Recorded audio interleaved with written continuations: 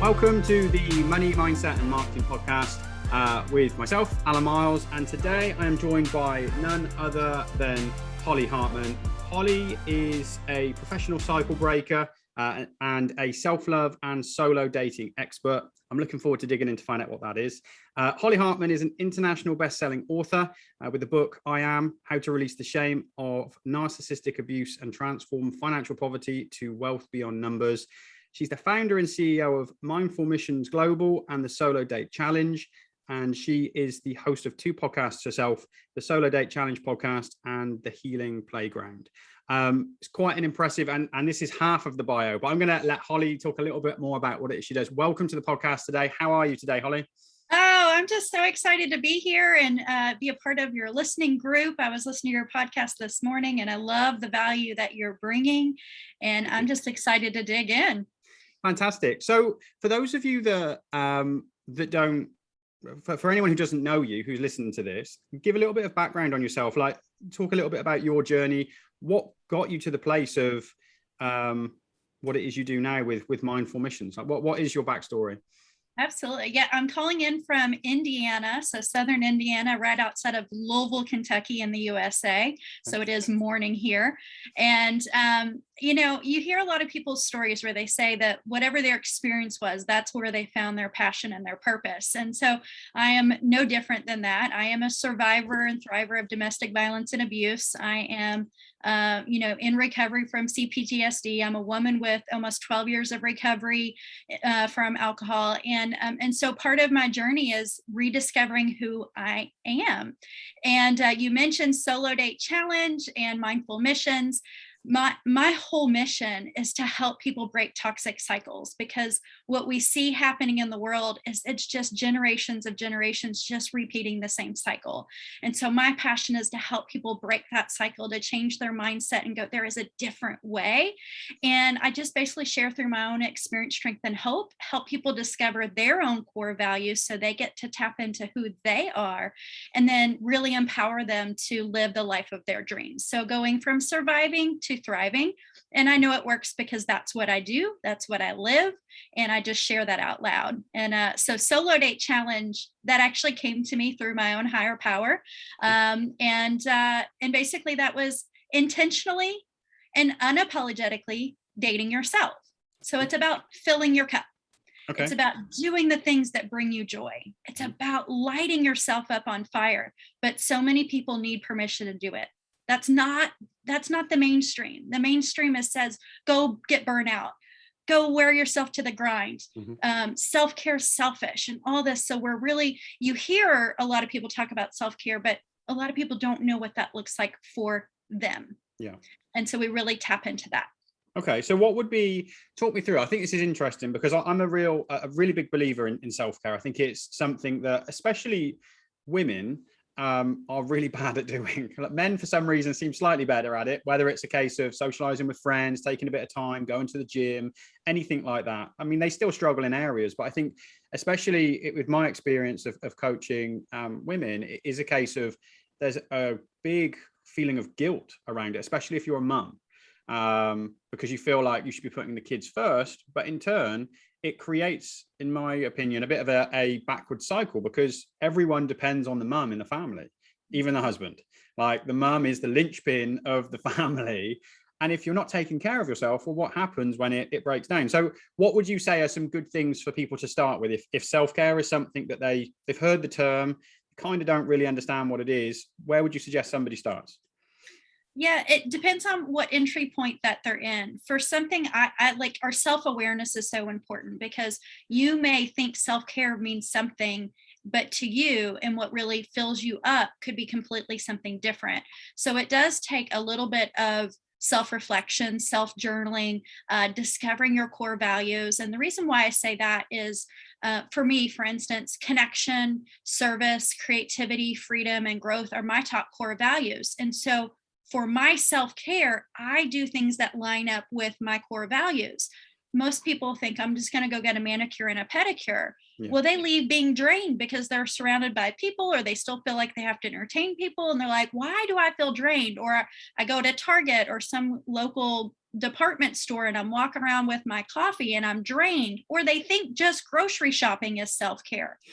No, No. like we have to take the chores and the things that we think are like our way to get freedom, and realize that that's not really self-care. You have to really go into internally, what is it that really gives me joy? It could be walking in nature. It could be a bubble bath. It could be driving down the road and screaming at the top of your lungs because you have to let the anger out.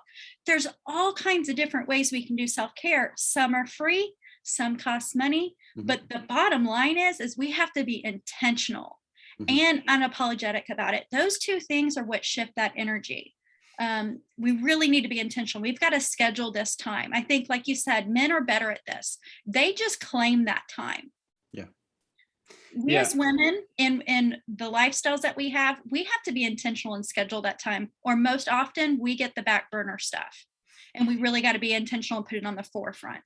So how do you think people create that shift? Because even if that people understand what their core values are, the next pushback, and I know if I was to imagine this conversation with my wife right now, it would be, well, I don't have time to do that. Like, it's all well and good, I understand, Alan, but I don't have time to do this. And how am I meant to find time? I'm already tired when I get to the end of the day. Who's going to cook the dinner? Who's going to do XYZ tasks, etc., etc. So how do you address this with people when they are struggling to find time? Because surely it's their internal narrative that's dictating to them that they don't have time. How do you create that belief change? Yeah, part of it is just having them believe that they're worthy of it, because many people don't even believe that they're worthy of it. One, so helping them believe that it will be helpful. So we have to paint the picture of, if you love yourself, if you give yourself this time, what would that look like? Because if you don't believe that you can even achieve it, you're not even going to want to go there. Like, so what would my energy feel like? You talked about low energy. So if you had energy, what would you do? Oh, well, if I had energy, then I would probably paint. Okay, great, good. All right, so let's look at some things that are on your plate right now that aren't urgent, that aren't necessary, that maybe you volunteered for, or maybe somebody else put on you, but now you can delegate because maybe your children are getting older and they can help with some of the chores. Or you can ask your husband, you know what, one day a week, I've got to claim it for me. Sometimes, and what I find is most women don't have their voice. So part of it is really starting using your voice and saying, I need this. It's not a want, it's a need. Oftentimes as women, we will put other people's wants and needs above our needs. And so we have to shift that and go, look, my husband's saying he wants to do this, but are my needs being met? We have to be able to accept that both parties' needs need to be met before we go to the wants. And self-care is not a want. It is not a luxury. It is a necessary thing that we need. And then we are full, more empowered people and have a much better energy for everyone that we encounter when we make this a priority. Okay, I think that's interesting. So I think it's one of those things that I'm a big believer that the people you surround yourself with, though, so those 5 closest people, they're important. And I think sometimes people misunderstand that because maybe your children don't necessarily contribute to helping to build a successful business. Obviously, your children need to be around. You can't cut your children out of your life, or your partner, or your parents, or anything like that. However, it doesn't mean you necessarily have to listen to them. But with this situation, let's say, I mean, this is more about creating self-care inside of life. This isn't necessarily tied to a business, although these principles could be used in that direction. Like, how would you suggest people handle this situation if, let's say, let's paint a situation, and I don't know, maybe I'm wrong for trying to paint this situation, but somebody's been in a marriage for an extended period of time, 5, 10, 15 years. It's always been this way. It's always been a case that their needs have never been met. Now, all of a sudden, they come to the epiphany, well, actually, I need my needs to be met. Like, I'm not happy. Like, I'm in a place of despair and I feel like I'm about to fall apart. They sit down, they tell their partner, I'm going to make some changes. I'm going to find some time for me. They immediately get hit with some pushback, not because their partner doesn't love them, but because their partner is confused and a bit concerned that big changes happening. And we see this when people go through big weight loss journeys. The partner loves the person dearly, but they see this, their own fear gets projected onto the person because they're worried that they're going to leave. So they try and sabotage their results. How would you suggest people approach this situation? Because this could surely create, by trying to actually create an improved situation, it could actually create quite a confrontational situation. How do people navigate that? That's a great question. And that's absolutely real and does happen for sure. It's how we navigate it. A lot of people talk about wanting work-life balance. And what I understand, at least for me and my perception, is it's not about work-life balance. It's more about healthy boundaries, and healthy boundaries with ourselves, with others, with work, with life, whatever it is, our children. And so we have to learn to use that muscle of using our voice and speaking our truth. Now, I know for me, when I first started doing it, it came out sideways because I wasn't used to doing it, and it wasn't always received well. So we have to go with a place of love and intent, love for ourselves and love for the person that we're talking to, and check in. The best conversation at the worst time is still the worst conversation. And so really checking in with the person that you're talking with, and coming in at a place of compassion that this new concept may not be received well. So just because you now, like, first we have to change the mindset that you agree that this is good for you. And then now we got to go and convince other people that this is good for us. So we have to come in a place of compassion that how long did it take you to convince yourself that this was a good idea?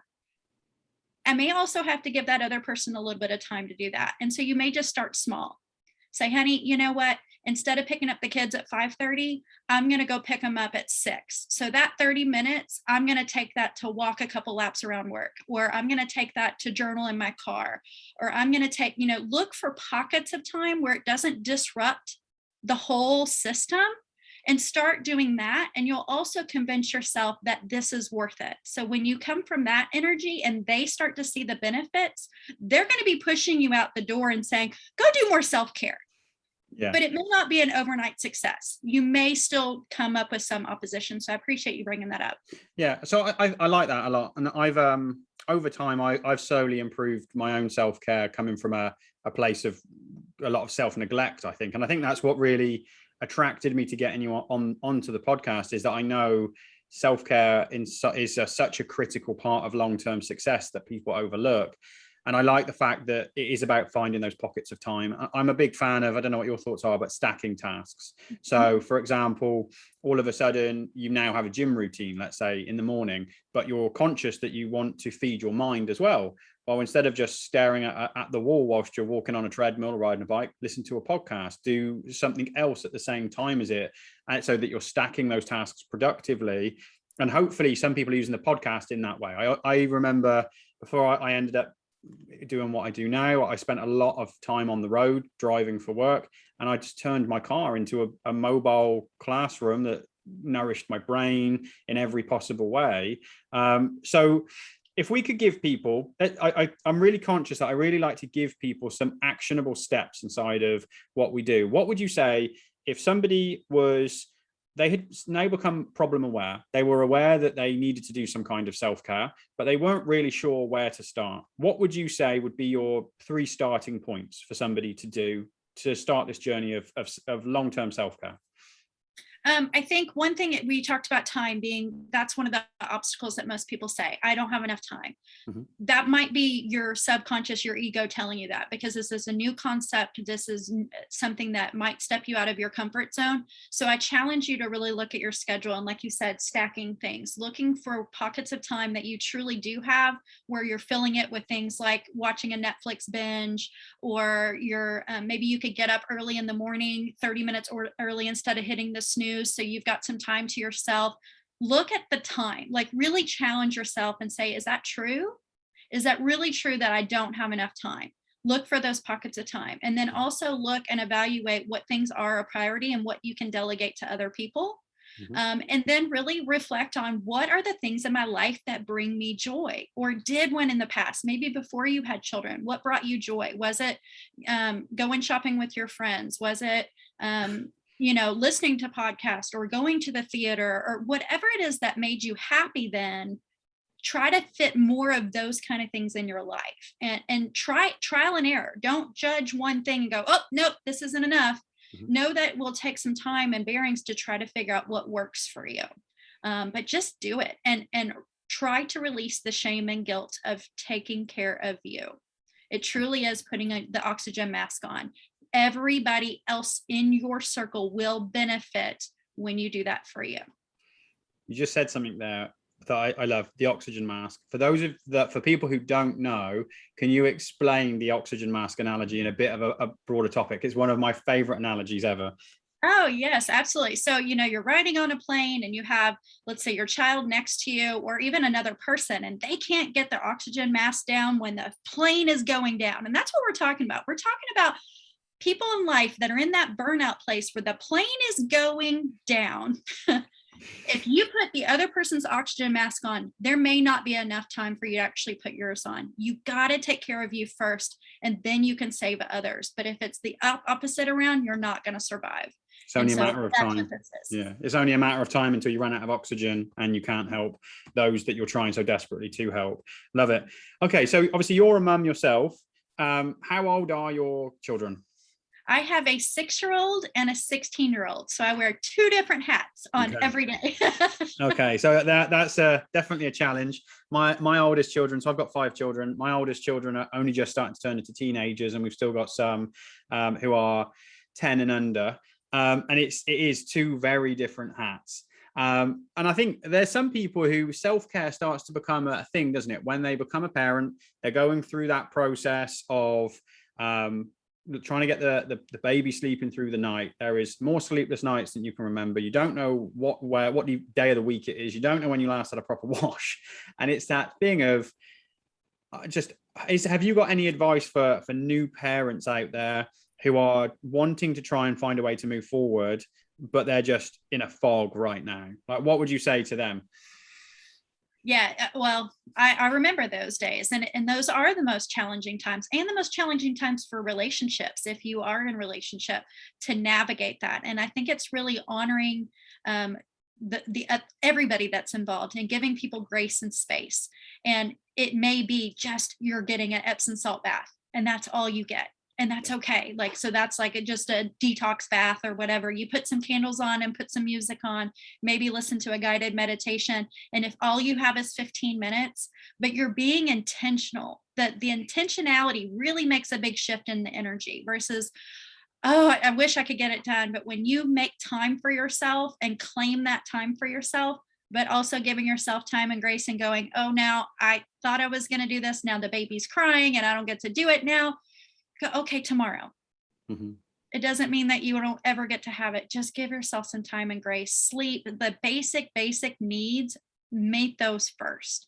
Sleep, nutrition, hydration, taking care of your body. Because if our vessel isn't in good health, it's really hard to keep finding the energy to do the other things. So I would start with actual basic needs, self-care, because most of the time that's the thing that goes first. So that comes back to like the Maslow hierarchy then.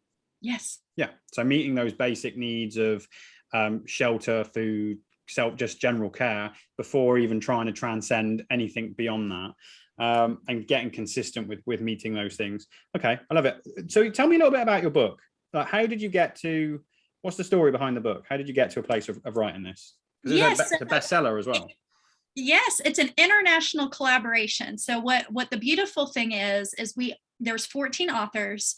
We all got to share our story of recovery after narcissistic abuse. Okay. And generally, when you're in that experience, we're talking about self-care. Most people are completely depleted and void of self-care.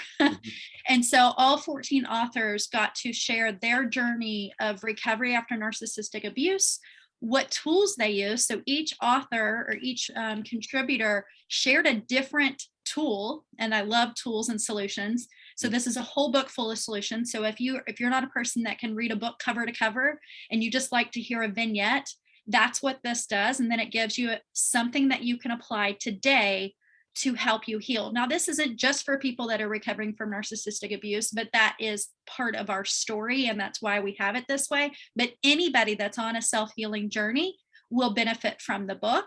And then we also touch on the financial piece, because many people do not leave domestic violence or narcissistic abuse due to the financial piece. They say, I can't afford to leave. I don't know how to leave. So they stay in the place. It's very, very hard to heal in the place that broke you.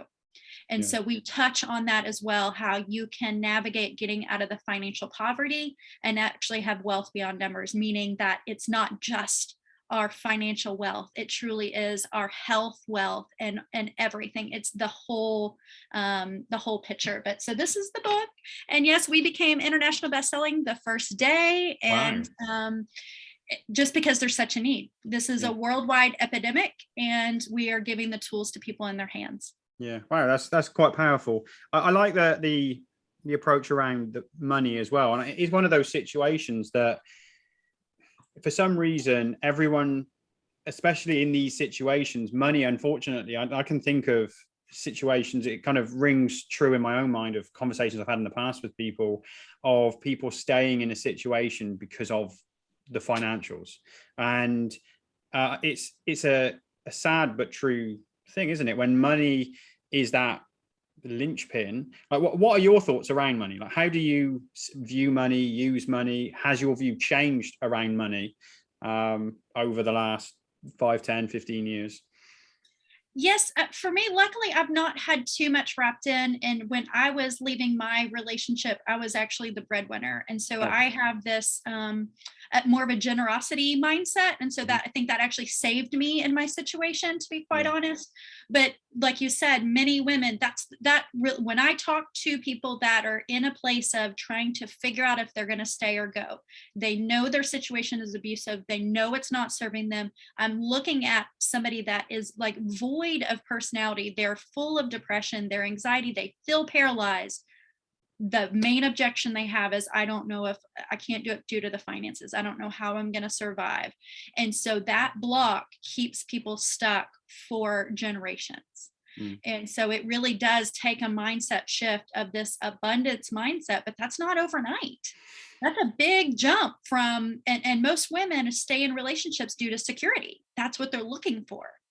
And so you're saying, remove this financial security that sometimes isn't even real, that's just a perceived reality of, and for often many people actually become thrivers after it, but that's stepping out of the unknown, and all they've ever known is this. And so it's really trying to challenge that for them, and realizing that there are other alternatives to that so they can get free.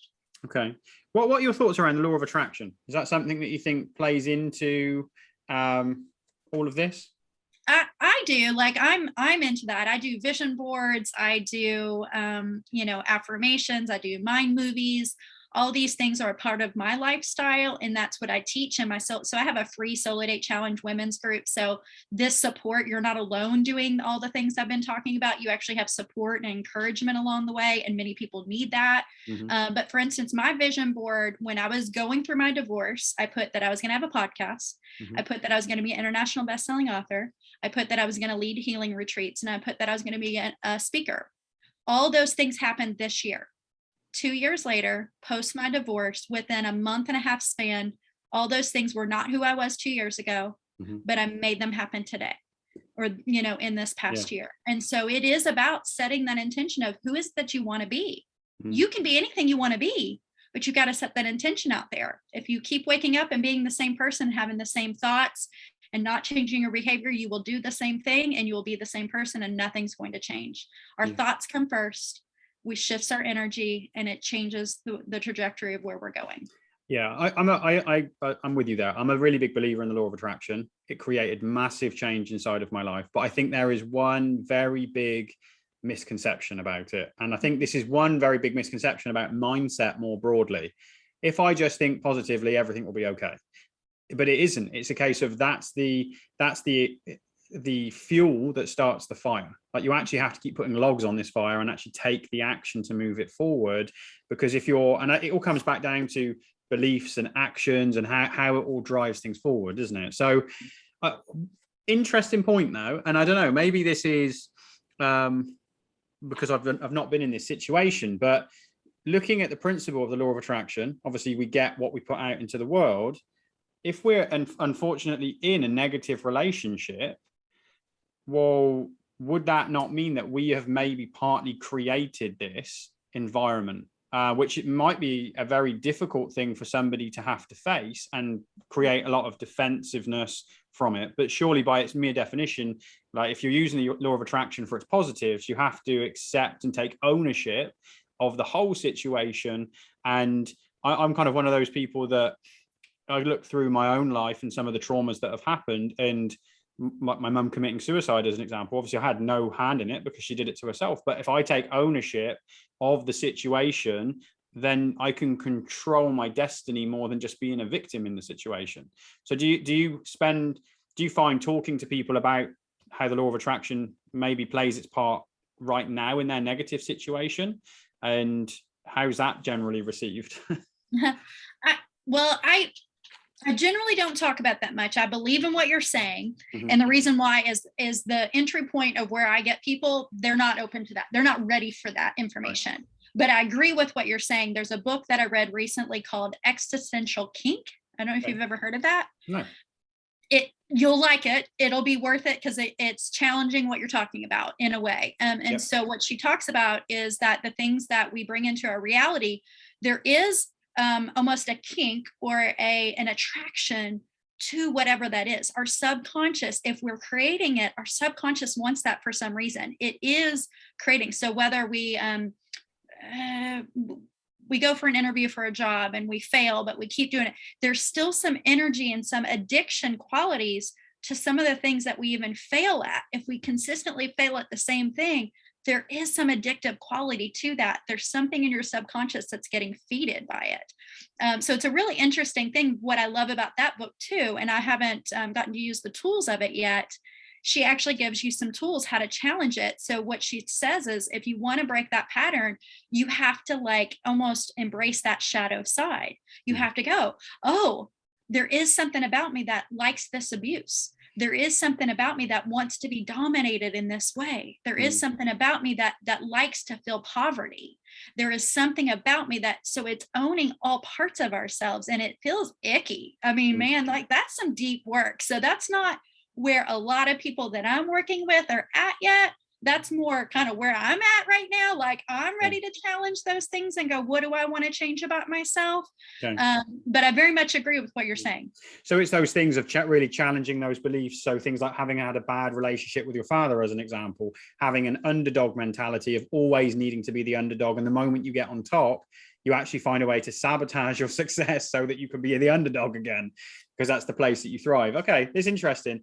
So let's start wrapping up. What would you say, some final thoughts to everybody? What message would you like to leave everyone with today to really help them on their journey moving forward with mindset?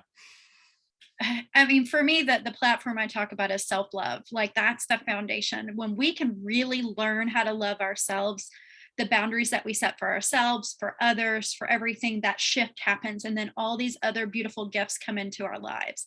But we have to be open for that change. If we have a closed mindset, nothing's going to change. So we have to step into that unknown and just trust that something will change. But it starts with loving ourselves enough to do that. And so that would be my biggest thing, is like find a way to love yourself. And the way I did it was through intentionally dating myself and making self-care a priority. Fantastic. Love it. So final thing, if you were to recommend 3 books or podcasts or some kind of resource to people to start moving forward on their journey, what 3 books would you recommend? Obviously. Well, I will say, I'm going to plug my book. Yeah. I am the story of, so it's how to release the shame of narcissistic abuse. You can find it on Amazon. I also gave him a link. So if he does in show notes, you can get the direct link. Existential Kink, since we just talked about that, that's probably not a book that a lot of people know about. That if you're really wanting to get that deeper dive, you're like, oh, okay, I've already done a lot of mindset work, but like, I want to do a deeper dive. Existential Kink, and I can't remember the author, but I can get you the information. I listen to it on audiobooks because I'm a shield, do it all multitasking too. And then the book that really made a difference for me, because I've talked about abuse a lot of people don't know they're even in abuse. The book Healing from Hidden Abuse by Shannon Thomas. Okay. That was the missing puzzle piece for me. Like I was experiencing UTIs, skin conditions, weight gain, was doing all the things that I thought was right. And it wasn't until I read that book that I realized that my body was attacking me because I was experiencing covert abuse. That book brought to light how many abusive relationships I was actually in, not just my spousal relationship. And they also talk about self-healing in that book. So if you have been hearing part of my story and you relate to that, Healing from Hidden Abuse is a very easy read, meaning that it's quick and it gives you some effective tools to move forward. Fantastic. So final thing, where is the best place? We'll put all the links obviously in the show notes, but where is the best place for people to connect with you? If they're listening to this now, walking along and they open up Facebook or the internet, where is the best place for them to find you? Yeah, you can look for Holly Hartman on any of the platforms or look for Solo Date Challenge. That's where I post most of my stuff. And there's a free women's group and a free men's group, or whichever one you identify with. We welcome you into that community if you just want to explore. It's a free community on Facebook. Fantastic. Thank you so much for your time today, Holly. For anyone who is listening to the podcast who isn't yet a member of our Facebook community, please feel free to join the Money Mindset and Marketing Facebook community. Each week, we break down our podcast in a bit more detail and go into these types of topics with a bit more depth with some more next steps as a free bonus to all of our members. So please feel free to check it out, the Money Mindset and Marketing group. Holly, it's been fantastic having you on. Look forward to hopefully doing something again with you in the near future. It's been a really interesting conversation. So thank you very much for your time. Thank you.